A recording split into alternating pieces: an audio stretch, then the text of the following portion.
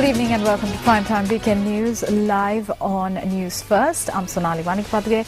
We start off with a look at tonight's headlines.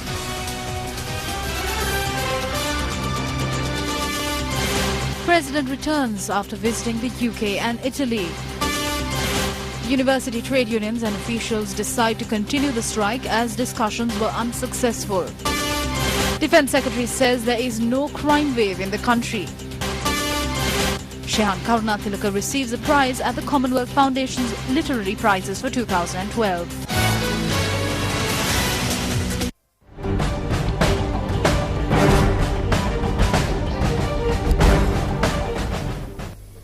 President Mahinda Rajapaksa arrived in the island today after completing his visits to Britain and Italy. President Mahinda Rajapaksa, who was on an official visit to Italy, met His Holiness Pope Benedict XVI in Rome last morning.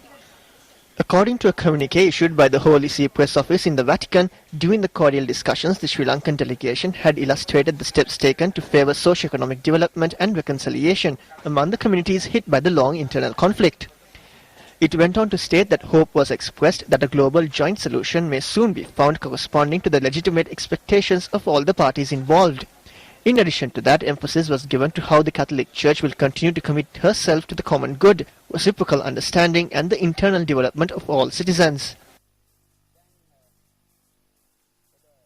Meanwhile, the President also met with a group of Sri Lankans residing in Italy. Former Army Commander Sarath Fonseca says that he has not received security to the level he requested. He expressed this view attending a blood donation campaign organized by the Anuma Fonseca Foundation in Kotte today. The government has provided security to me. However, I have not received security to the level that I requested. There are several officers. I am not only a politician but an army commander who rendered my service to conclude the war. I cannot be satisfied with the security provided to me as I still have threats. However, I believe that they will fulfill their duties to their fullest level on behalf of me.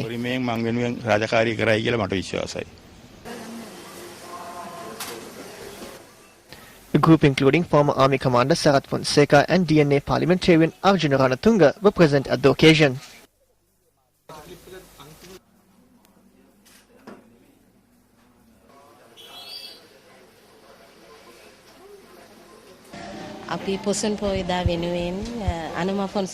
This blood donation campaign was organized by the Anuma Fonseca Foundation in view of Poson Poya. It was more successful than we expected. A large number of individuals came forward to donate blood.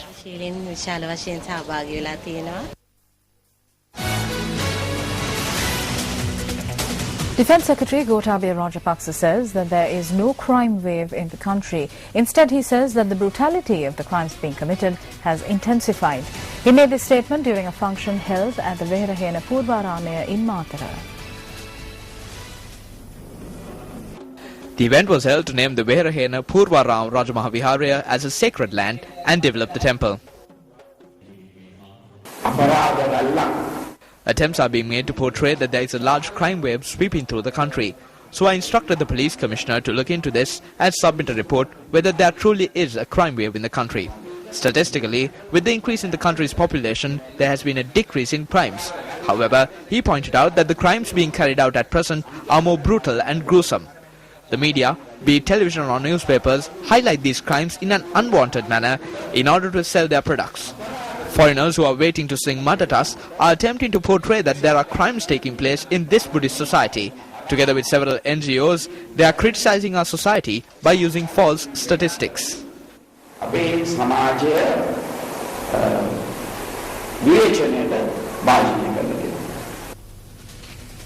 A religious event was held in Gampula today in view of the 2600th Sambuddhatva Jayanti to invoke blessings on the country and its citizens. This was held at the Ambluava Biodiversity Complex with the participation of Prime Minister D.M. Jayaratna. An almsgiving and a Pirit chanting ceremony were also held at the occasion.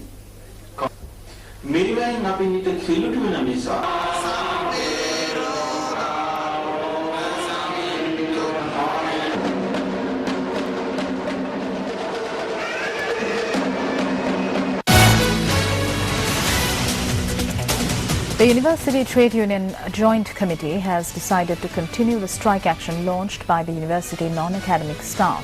They noted that discussions that were held with trade unions and the authorities were postponed until the 12th of this month.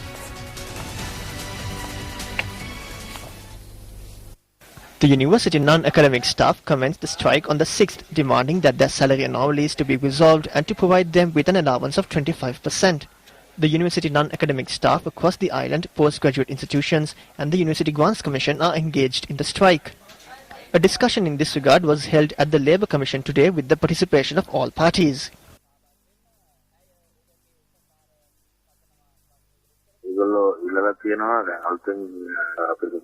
They have requested to cancel the circular that has been issued by us and to make a quantitative change in the old circular. We cannot take a decision in this regard today. The approval of the Treasury and the Salaries and Cadre Commission must be obtained in this regard. This will be decided at the meeting that will be held on the 12th.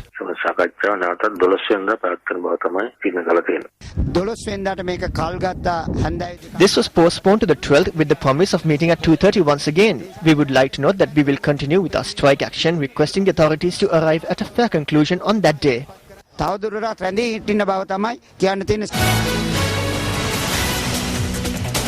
Well, News First sought the views of the public on the strike action launched by the university non-academic staff.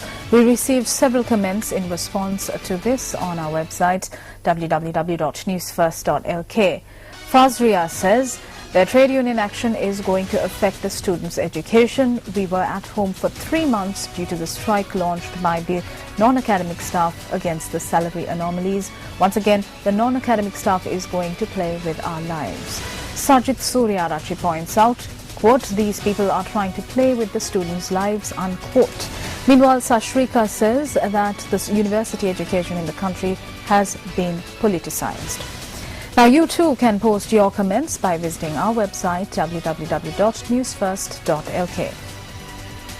On a lighter note now, let's take a look at the cartoon of the day that we selected from amongst today's newspapers.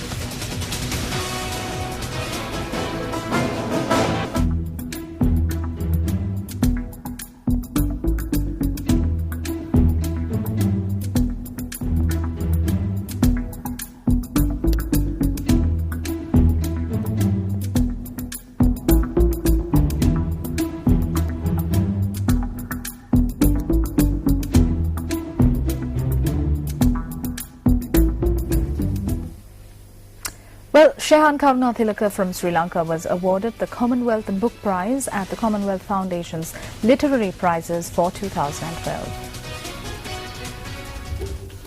Shehan Karunathilaka from Sri Lanka picked up the £10,000 Commonwealth Book Prize for his debut novel Chinaman, The Legend of Pradeep Matthew.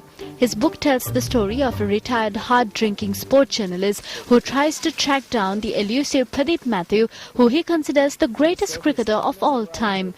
The awards, which were presented at the Hay Festival, aim to showcase new literary talent in the Commonwealth. Shehan Karunathilaka was born in Galle. He studied business and administration at Massey University in New Zealand, after which he worked as an advertising copywriter. He had also written rock songs and travel stories.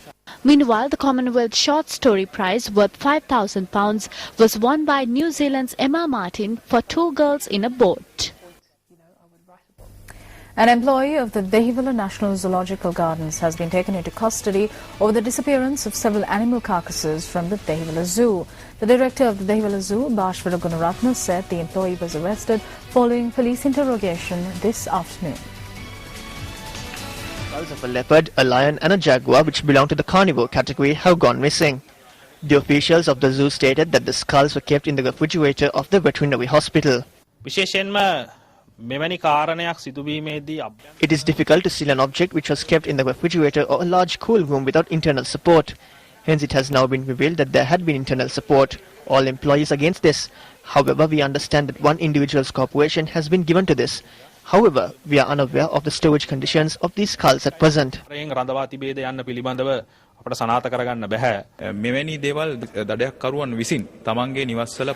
Such items are kept at the houses of poachers abroad as a private collection. However, in Sri Lanka, it is illegal to keep parts of an animal under an individual's possession. There are certain other parties who use parts of animals and animal skulls for various rituals. We believe that these animals were killed to obtain the skin and various other parts to fulfill the mythical beliefs of some parties. තියෙන විවිධ මතභේද ඒ වගේම ඔවුන්ගේ තියෙන මිත්‍යා දෘෂ්ටිකයන් නිසා මෙම සතුන් ගොඩක් වෙලාට මිය යන මොවුන්ගේ සම් සහ මොවුන්ගේ ශරීර කොටස් ලබා ගැනීම. On the 15th of April, such a disappearance took place at the Colombo National Museum as well. A stock of high-valued items was stolen during the incident.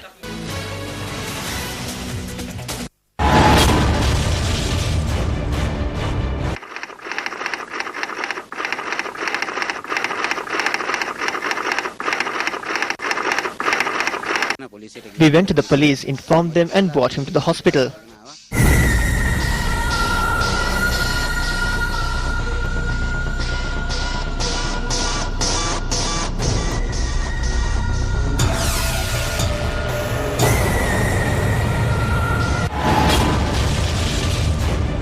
Even when the police came and informed, they refused to admit him.